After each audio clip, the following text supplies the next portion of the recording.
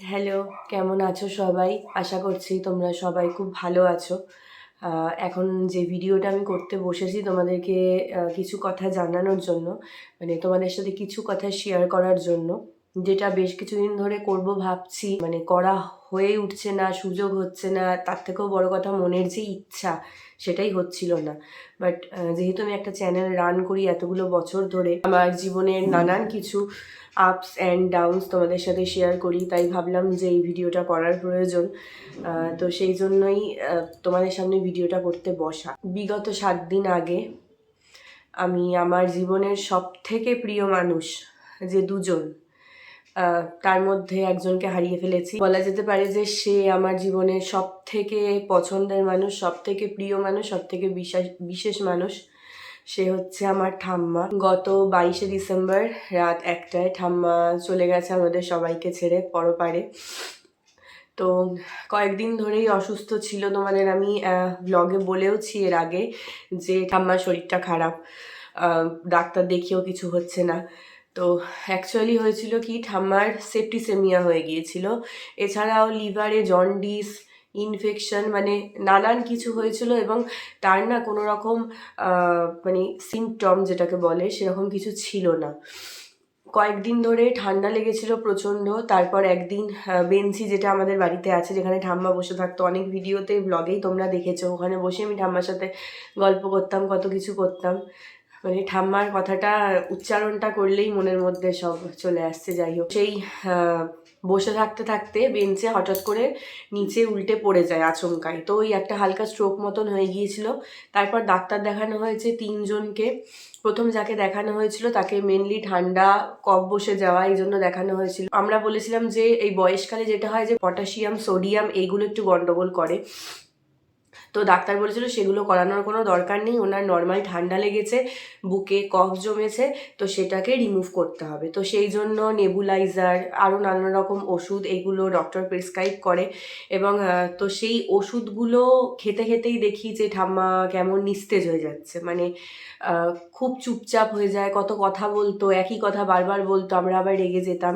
তো সেই জিনিসগুলো মায়ের থেকে, বাবার থেকে খবর পাই যে সেগুলো আর হচ্ছে না, হয়তো একটা দুটো কথা বলছে বা ডাকলে সাড়া দিচ্ছে, মানে নিজের থেকে যে অনেক কথা বলা, খোঁজ খবর নেওয়া সবার, সেগুলো করছে না। তারপরে সেই ওষুধগুলো আমার বাবা ডক্টরকে বলে বন্ধ করে দেয়, যেহেতু অ্যান্টিবায়োটিক ছিল। আর আমার ঠাম্মা জানো তো, কখনো, মানে এতটাই সে ফিট ছিল, কখনো তাকে একটা প্যারাসিটামলও খেতে হয়নি। মানে আমি 25 বছর ঠাম্মার সাথে থেকে এসেছি, আমার বিয়ে হয়েছে 25-এ, বলতে পারো বিয়ের পরও আর কদিন পর আমার বিয়েরও 2 বছর হয়ে যাবে।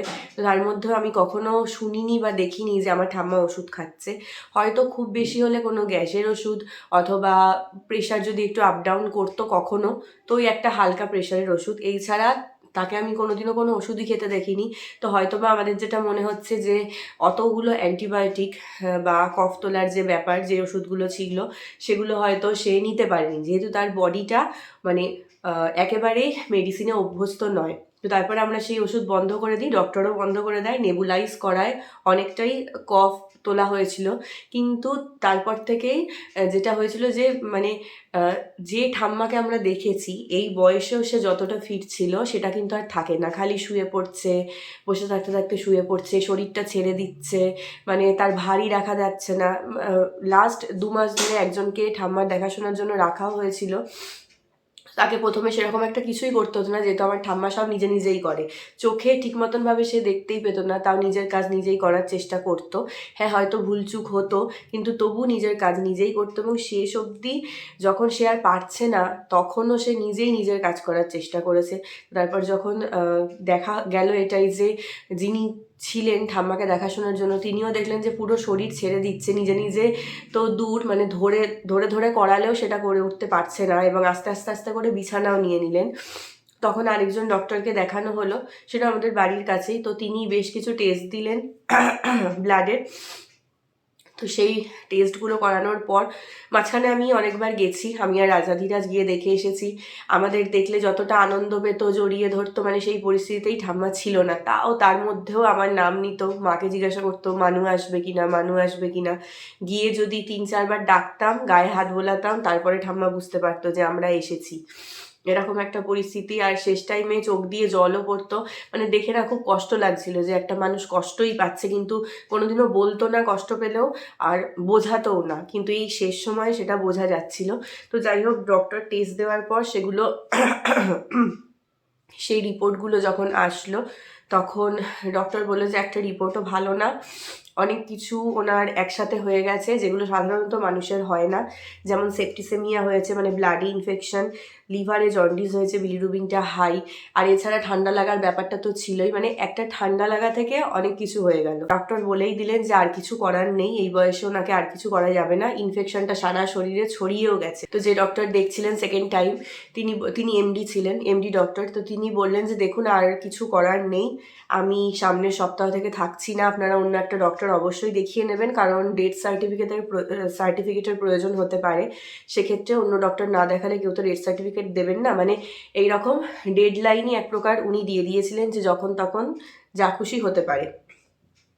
তো তারপর থেকেই ছোটাছুটি শুরু, কখনো মনে হচ্ছে সুস্থ হয়ে যাবে, কখনো মনে হচ্ছে যে না আর কিছু করার নেই। দেন আরেকটা ডক্টর দেখানো হলো, তো তিনি অনেক কিছু প্রেসক্রাইব করলেন, খেতে পারছিল না লাস্ট দিকে, একদম উঠতেও পারছিল না বিছানা থেকে, খেতেও পারছিল না। লাস্ট যে ডক্টর দেখানো হয় তিনি এসে অ্যান্টিবায়োটিক চালু করেন, তিনিও বললেন যে আর সেরকম হয়তো কিছু করার নেই, আর সেদিনই আমরা গিয়ে উপস্থিত হই, ঠাম্মাকে গীতার মুখ্য যোগ শোনানো হয়, গীতার বিশ্বরূপ দর্শন যোগ সমস্ত কিছু শোনানো হয়, এবং সেই দিন থেকেই মানে দেখে যেন মনে হচ্ছিল তার খালি দেহে প্রাণটুকু আটকে আছে, আর কিছু নেই। ডাকলে অনেকবার করে ডাকলে তবেই সাড়া দিচ্ছিল, নয়তো দিচ্ছিল না, আর না দেখে মনে হচ্ছিল যে ভেতরে প্রচণ্ড কষ্ট হচ্ছে, মানে আমি অনেকক্ষণ ঠাম্মার সাথে ছিলাম, আমার মনে হচ্ছিল যে ওই কষ্টটা হয়তো তার হচ্ছে না আমার হচ্ছে।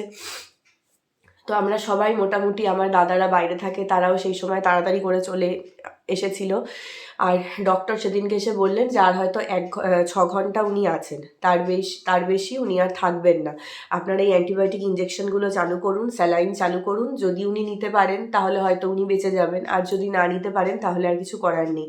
তো সেগুলো দেওয়ার পরে স্যালাইন, অ্যান্টিবায়োটিক ইঞ্জেকশন, ক্যাথিটার সমস্ত কিছু তাকে দেওয়া হয়েছিল, সে নিয়েও ছিল, খুব সুন্দরভাবে সে একসেপ্ট করেছিল এই প্রসিডিওরগুলো। হয়তো তার খুব কষ্ট হচ্ছিল যেহেতু খেতে পাচ্ছিল না, এই স্যালাইনের মাধ্যমেই খাওয়া, ওই 2000 পাওয়ারের অ্যান্টিবায়োটিক উইদাউট খাওয়া দাওয়া সে নিয়েও ছিল 5-6 দিন। লাস্ট দিন অক্সিজেন মাস্ক লাগাতে হলো, যেহেতু শ্বাসকষ্ট হচ্ছিল, আর আমরা সব ভাই বোনরা, আমরা 4 ভাই বোন, আমার 3 দাদা, আমরা ঠাম্মার কাছে মানে রাত্রিবেলা করে থাকতাম, ঠাম্মার সাথে টাইম কাটাতাম। আর আমি যে 2 দিন ছিলাম, আমি 2 দিনই থাকতে পেরেছি, রাঙাদা 3 দিন ছিল, তারপর ওর শরীরটা খারাপ হয়ে যায় বলে আমি 2 দিন ছিলাম। আমি যে 2 দিন ছিলাম, মানে ওই 2 দিন আমি দেখেছি যে তার কি পরিমাণ শরীরের মধ্যে কষ্ট হচ্ছে, এত ঠান্ডা পড়েছিল সেই সময় আরও বেশি ঠাম্মার এই ঠান্ডায় কষ্ট হচ্ছিল, শ্বাসকষ্ট হচ্ছিল,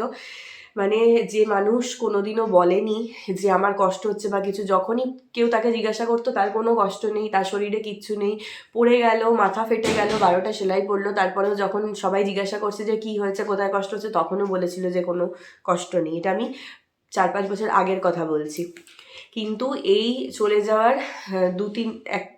5-6 দিন ধরে ঠাম্মা 2 দিনই খালি বলেছিল আমার প্রচণ্ড কষ্ট হচ্ছে, আমার সারা শরীরে কষ্ট হচ্ছে, বিশেষ করে বুকে কষ্ট হচ্ছে, মাথায় কষ্ট হচ্ছে, এরকম বলেছিল। সেটাও আমরা মানে অনেকবার করে জিজ্ঞাসা করার পরে। তো যে 2 দিন আমি ঠাম্মার সাথে ছিলাম, সেই 2 দিন মানে রাত্রিবেলা আমি তো ঘুমাইনি, ঘুমানো সম্ভব না, বারবার করে সেই স্মৃতিগুলো মনে পড়ছিল যে আমার যখন ছোটোবেলায় জ্বর হতো ধরো, তখন স্কুল থেকে এসে মা কি করতো, জলপট্টি দিয়ে দিত বা ওষুধ খাইয়ে দিত, কিন্তু যতক্ষণ না আমি টলতে ওই ঘর থেকে এসে ঠাম্মার কোলে মাথা দিতাম, ততক্ষণ যেন আমার মনে হতো যে আমার সেই আরামটা আসছে না। সে যেভাবেই ঠাম্মা থাকুক না কেন, আমি যদি কোলে মাথা দিয়ে দিতাম তো ঠাম্মা আমার মাথায় বিলি কেটে দিত, তো ওটাই মনে হতো আমার জ্বরের ওষুধ। তো সেই কথাগুলো মনে পড়ছিল, খেতে পারছিল না, চামচে করে খাওয়াতে হচ্ছিল।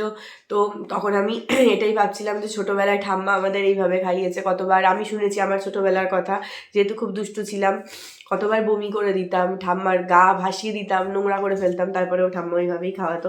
আর তার থেকেও বড় কথা, কখনো বকা খাইনি। এই মানুষটা জানতোই না যে মানে কারোর সাথে কারোর ওপর রাগ কীভাবে করতে হয়, অথবা কাউকে বকতে কিভাবে হয়, কারোর মনে দুঃখ কীভাবে দিতে হয়। আমার ঠাম্মা এগুলো কিছু জানতো না।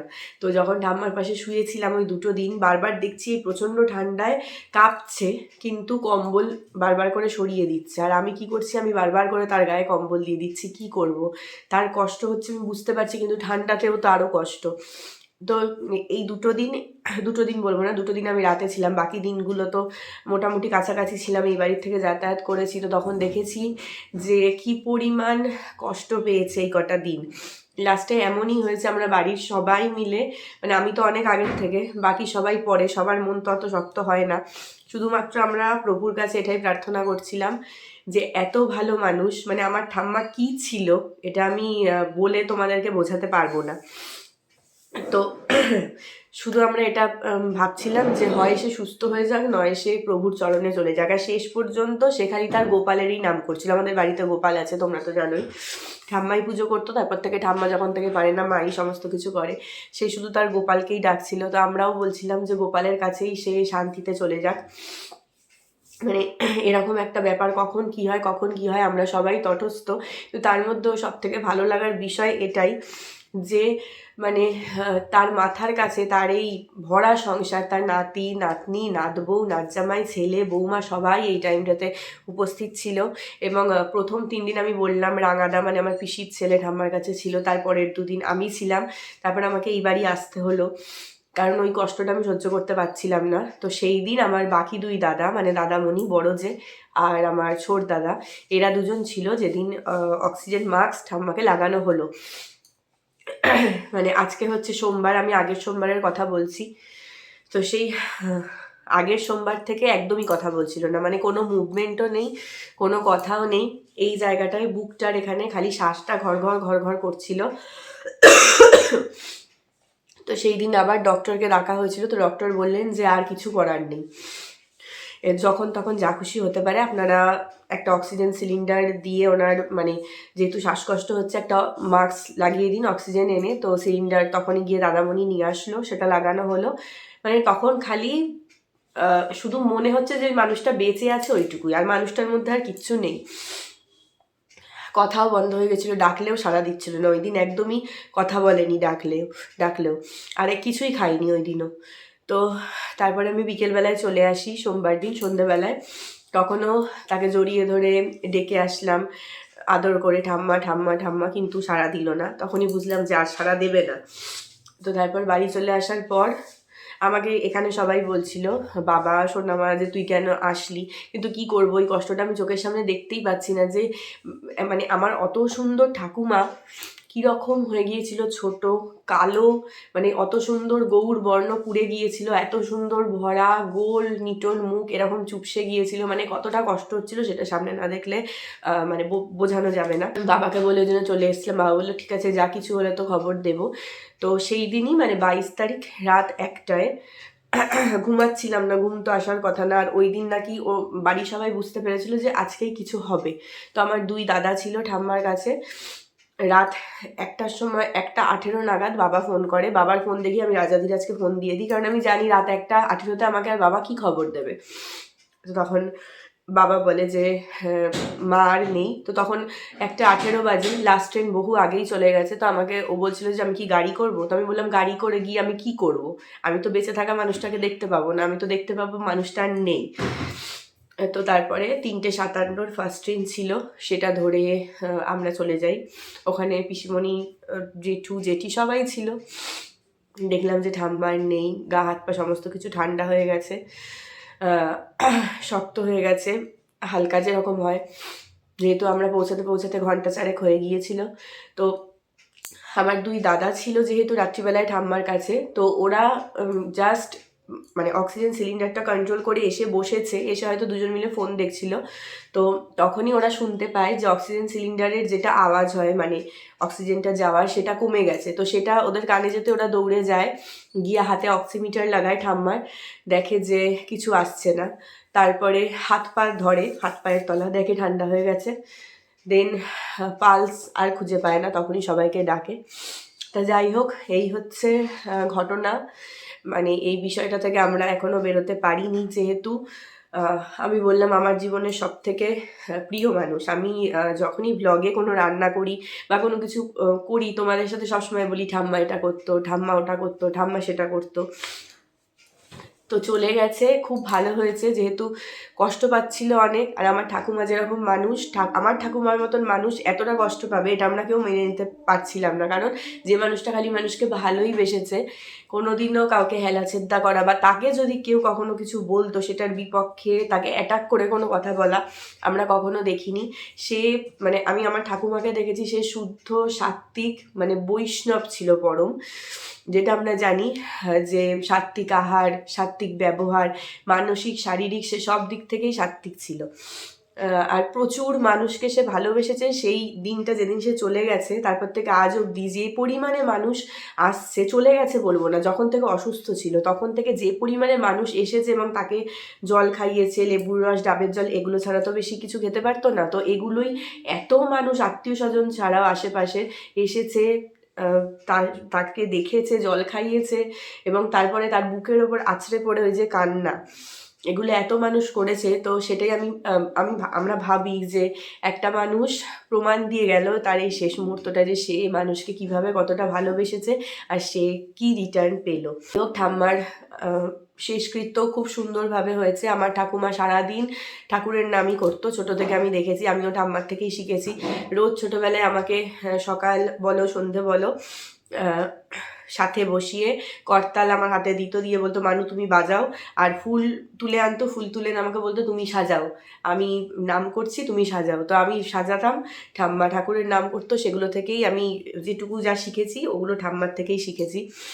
তো সে দীক্ষিতও ছিল, সে শুধু চাইতো মানে তার মুখে সবসময় ঠাকুরের নামগানই থাকতো। আর ঠাম্মা বলে গিয়েছিল বহু বছর আগে আমাদের সবাইকে, শেষ অবধিও বলে গিয়েছিল যে আমার শেষকৃত্যে যেন কীর্তন দল আসে, কীর্তন দল আনা হয়, আমার গুরু ভাই বোনদের খবর দেওয়া হয়, এবং আমাকে যখন নিয়ে যাবি আমাকে কিন্তু গাড়ি করে নিয়ে যাবি না, আমাকে কিন্তু কাঁধে করে নিয়ে যাবি। আমার 3 ছেলে, আমার 3 নাতি, তখন তো আর জানতো না যে নাতনি বিবাহিত হবে, নাতনির বিয়ে হয়ে যাবে। তো নাত জামাই যে সেও কাঁধ দিয়েছে, তার কাঁধেও ঠাম্মা উঠেছে, সেই সৌভাগ্যও তার হয়েছে।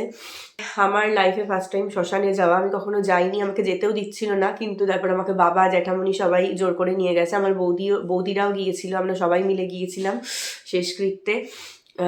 এবং মানে প্রথম এটা আমার দেখা, এবং আমি ওখানে গিয়ে এটা বুঝেছি যে সত্যি শ্মশান পবিত্র ভূমি, এবং শ্মশান এমন একটা জায়গা যেখানে গেলে বৈরাগ্য আসবেই।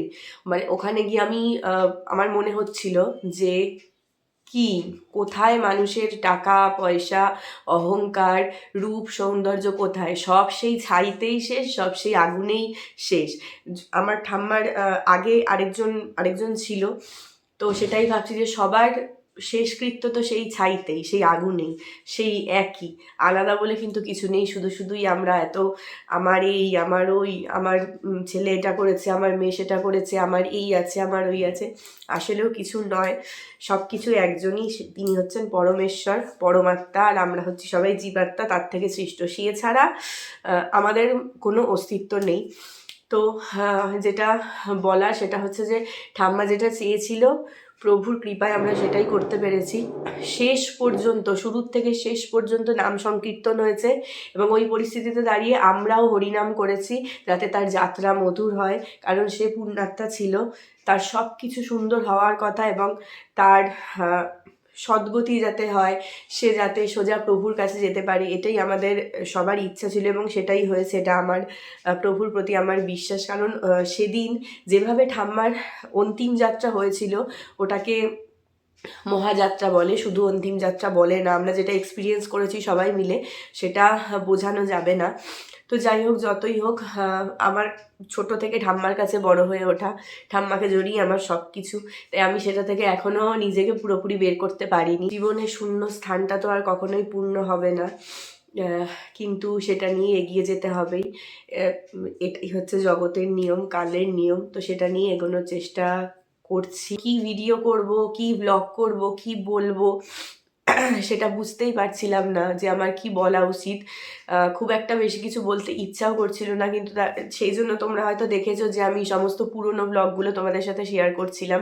এবার যখন পুরনো ব্লগ বাঁচতে বসেছি তখনও দেখছি সেখানেও ঠাম্মা, সেখানে আমার বলা কথাগুলোতেও ঠাম্মা, তো সব জায়গাতেই ঠাম্মা, আমি কি করব। তো তারপরে ভাবলাম যে না, বলা দরকার, কেন আমি ভিডিও করতে পারছি না। তো এটাই হচ্ছে কারণ, আমার জীবনের সব থেকে প্রিয় মানুষ হারিয়ে গেছে। 8 দিন হলো ঠাম্মা নেই। তো ঠাম্মার কাজকর্মেরও সমস্ত ব্যবস্থাপনা হচ্ছে ওই বাড়িতে।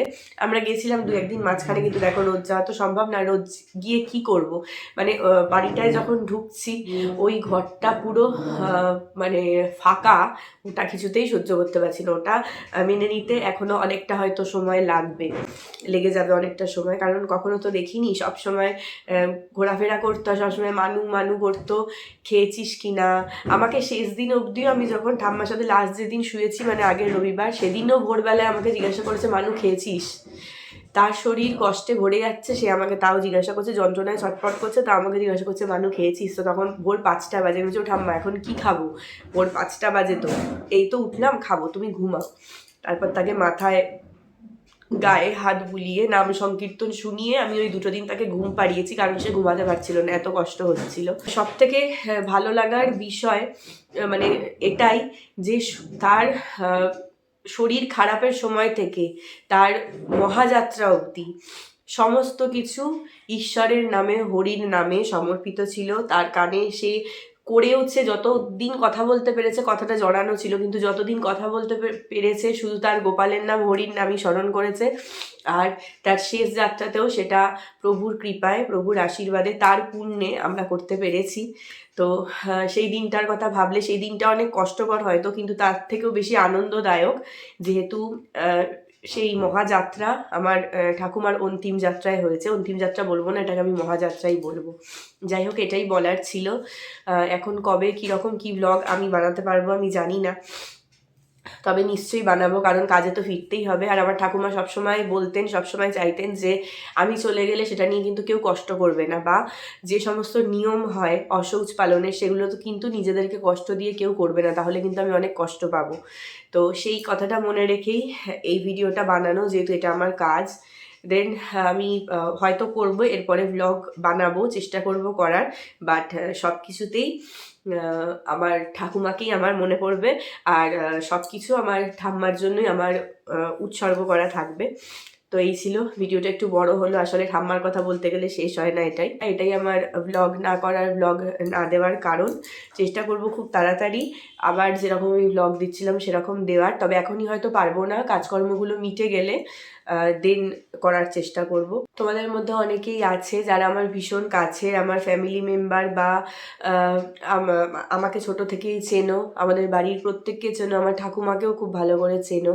তো তারা জানবে, তাদের সবার কাছে আমার এটাই অনুরোধ যে তোমরাও সবাই প্রভুর কাছে প্রার্থনা করো যে ঠাম্মার যেটুকু কাজ বাকি আছে সেটুকু যেন আমরা সবাই মিলে ভালোভাবে, শান্তিপূর্ণভাবে করতে পারি, এটুকুই বলার। আর সবাই এটাই প্রে করো যে আমার ঠাকুমার আত্মার যেন চিরশান্তি হয়।